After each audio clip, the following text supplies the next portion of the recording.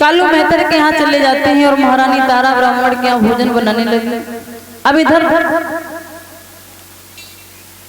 सुबह हुई है, कालू मेहतर ने आवाज लगाई, हरिश्चंद्र जागो और काशी की गलियां साफ करनी है, झाड़ू लेके भागो। महाराज हरिश्चंद्र जागते हैं और काशी की गलियां साफ करने के लिए झाड़ू लेकर के चले। बारिश समय बड़ा विलक्षण होता है, समय न जाने इंसान से क्या करवा दे। समय ऐसा परिवर्तनशील है, आप जिससे बोलना पसंद ना करो, राम राम करना पसंद ना करो, कभी कभी समय ऐसा आता है कि उसी के सामने हाथ फैलाने पे मजबूर कर देते। समय बड़ा ही विलक्षण है, समय की मार ऐसी है कि आपने देखा होगा, जिनके पास कल कुछ नहीं था आज सब कुछ है, और जिनके पास कल सब कुछ था उनके पास आज कुछ नहीं है। समय बड़ा विलक्षण है बताया।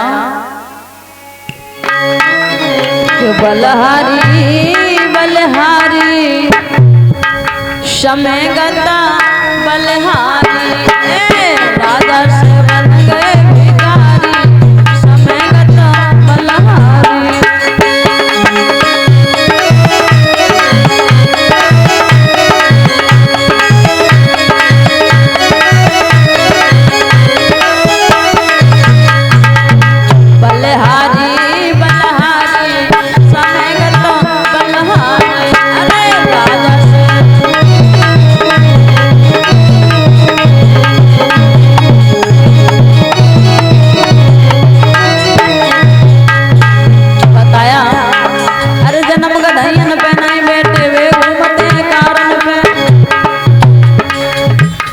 और घास छोल के डुकरा मर गए महापुरुष के जाड़न में।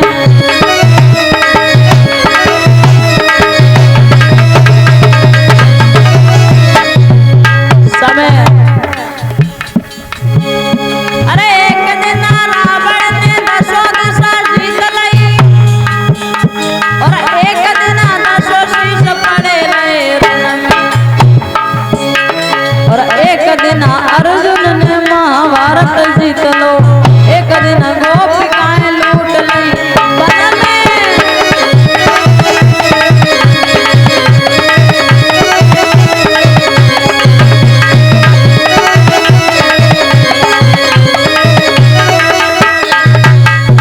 और ऐसा ही नहीं,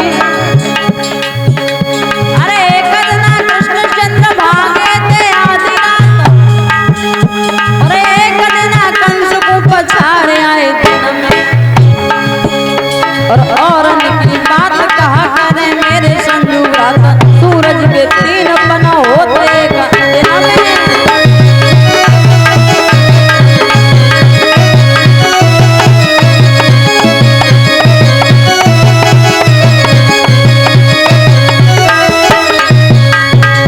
दासों बलहारी बलहारी समय गति बलहारी, राजा से बन गए भिखारी, समय गति बलहारी।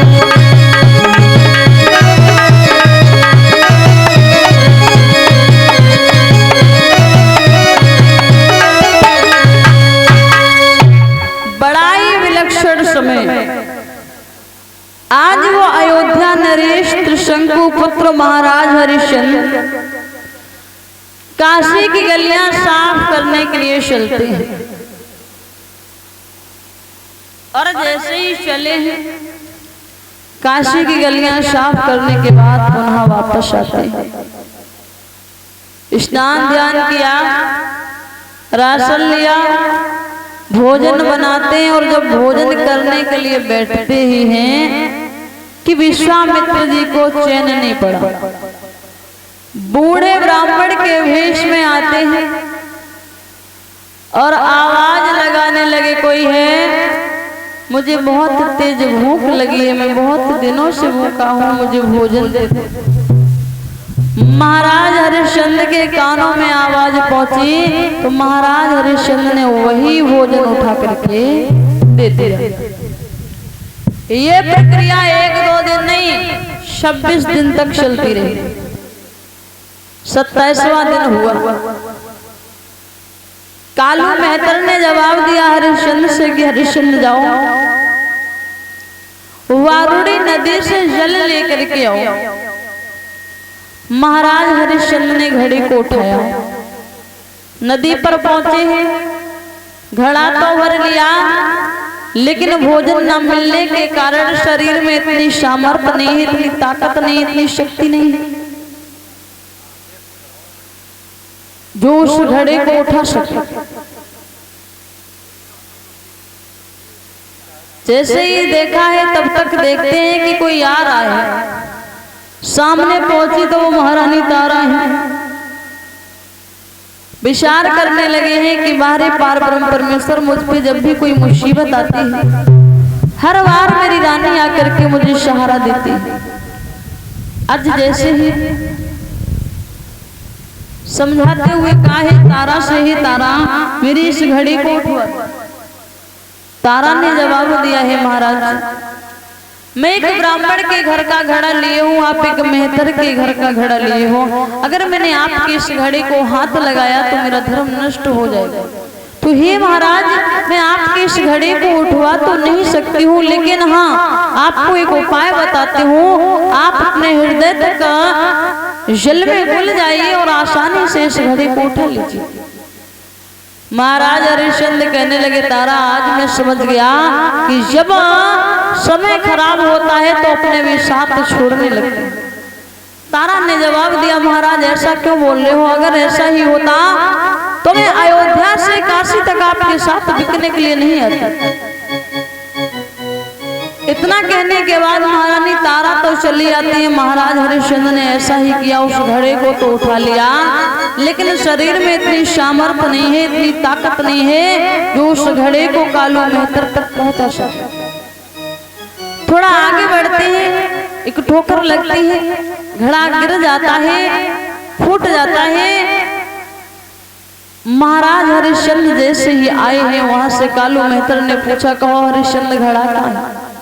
हरिश्चंद्र ने जवाब दिया घड़ा तो फूट गया, ले एक भी काम तुमसे ढंग का नहीं होता है। अरे आज से तुम्हारा ये कार्य नहीं रहेगा, आज से तुम मरघट पे जाकर के करो और कफन वसूल करो। और जैसे ये का ठीक है महाराज। महाराज हरिश्चंद्र चलते हैं मरघट की ओर।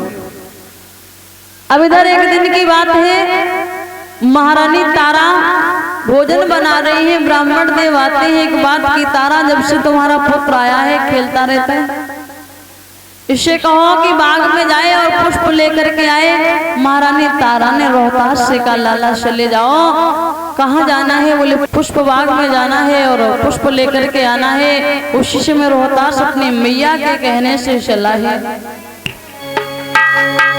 कि मात की बातन में हर लडलिया हाथ